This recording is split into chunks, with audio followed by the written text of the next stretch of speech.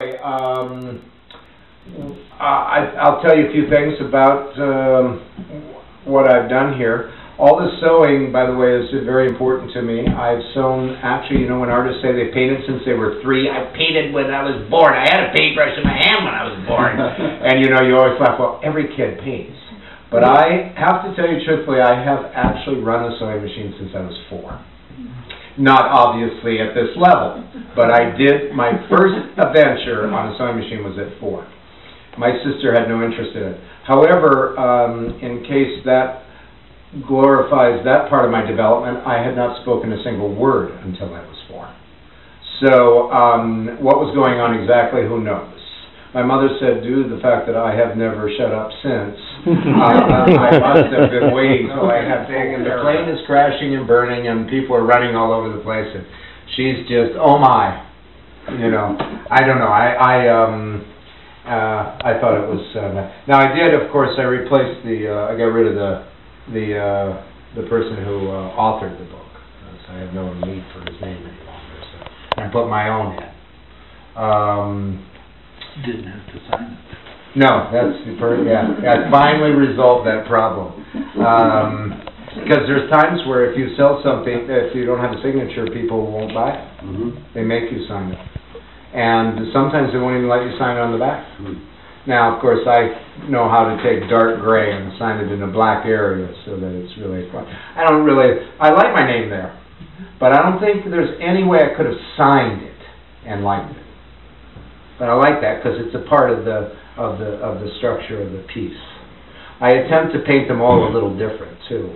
I have not read every book that I work from, but I have them all, and I have a very large library. I'm somewhat obsessed about these books probably. I hope that my son and his wife and kids will maybe get a little more interest before I head off, and won't have to figure out what to do with them, because I don't know who else wants a grand collection of youth books. These aren't even children's books; they're youth books, and that means they have to actually read, not just look at pictures. So it's and I still have a few. Most of my possessions were lost in a fire when I was 18. So I really didn't have anything left, except for I had a few books that were somewhere else in the house. I don't remember, but so I've recollected a lot of these. Let's see, what else would you? Yeah, I did these with thread. Actually, thanks to James, I have a new roll. Cotton string is very difficult to find now. You can find synthetic polyester, and that's no value to me. So I take it apart, and I sometimes 2 or 3 of the little strings, and I fold it back together. I then dip that in paint, and that's how I make my grid. Now, I have done it on very large canvases by myself, but I no longer do that because it's just, I go into comatose after doing a large canvas now. It's just, it takes me like 3 days or something to do it by myself. So I have somebody else help me now, and we dip it. So this is all different colors, and you'll see some mistakes in that, which I like. I got to the point where I was painting dots, because I've painted so many zillions of dots, that I could do them almost the same way. I could mix the paint, I would dip the same brush in, I cut the bristles the same way, so I'd dip it in. I almost think I was making the same dot. It was almost looking printed. I have no interest in that.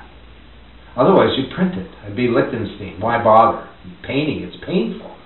So I would do all kinds of things. I'd hold the brush differently. I'd use my left hand. But my left hand took a lot more training. I even got to the point where the angle was changed. So I try to do it differently each time in a way. And that one is painted differently than this one.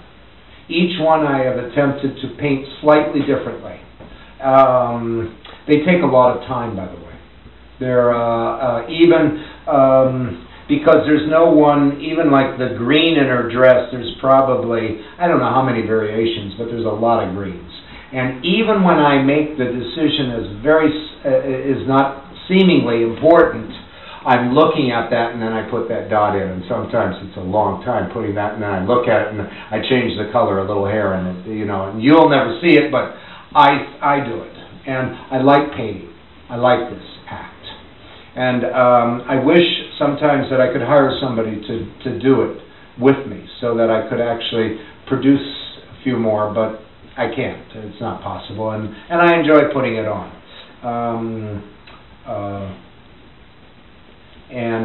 All the grids are a little bit different, and of course when I put the grid on here, I didn't want to paint it. I looked at it for probably at least a month, because the grid was beautiful. And I thought, God, this is beautiful. This is just enough for me. But I fought that idea, and I went forward. I would go and buy a couple new shirts at Goodwill for 25 cents. They just come from the cleaners. They were somebody else's, but they were fresh, cleaned, ironed, and then I would go to the auction, I'd buy a box of books for $5, take the ones out and sell the rest. It was sort of like book dealing on a very low level, but I survived. Anyway, these, they all come from mostly youth books, except for the two playbills, of which there were a whole series, but and they all have a different involvement, but Hardy Boys was a big part of my life growing up. I loved the Hardy Boys, and when I found out that Franklin Dixon was not a real person, the author, I was really disappointed, and unfortunately I did not find that, or fortunately I did not find that out in my youth. I found it out when I was an adult. And my best friend's father was good friends with a guy named Leslie McFarland who wrote them. And so I got all involved in it, and I had a friend whose child was paralyzed and in the Rusk Center. So I brought over books, Hardy Boy books to him. Well, I had to start reading them again because we couldn't discuss them because I couldn't remember the stories, of course. And so then I had to read, and he started reading really fast because he loved them. And so before you know it, I'd read 7 Hardy Boy books in a row in about 3 weeks. And these stories are kind of, they're great, but they're little, you don't need to read 7 in a row. You need to mix it up with a Kafka in between, or a Hampson or something that, bring the dark side. And, anyway, all of these, with the exception, again, as I say, there's a few exceptions here, the 2 abstract pieces. Those are sewn without any conception in terms of any drawing or any control. I just simply put the piece of paper down and I do the drawing until it's finished.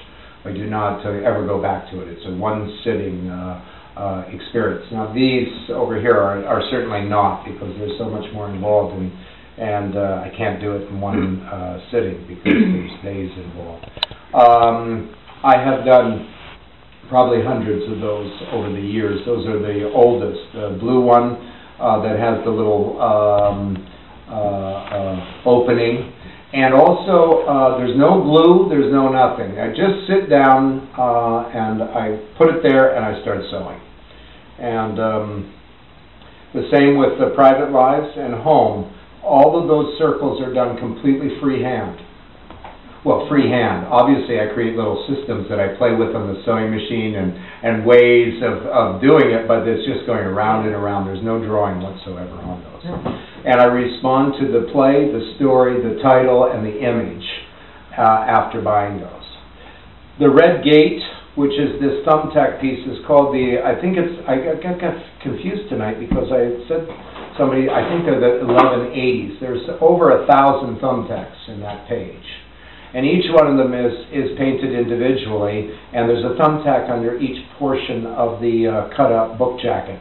That was the first book jacket I used because I went out to clear out the house, my parents' house in Seattle, and Seattle it rains, and it's damp and miserable, horrible climate.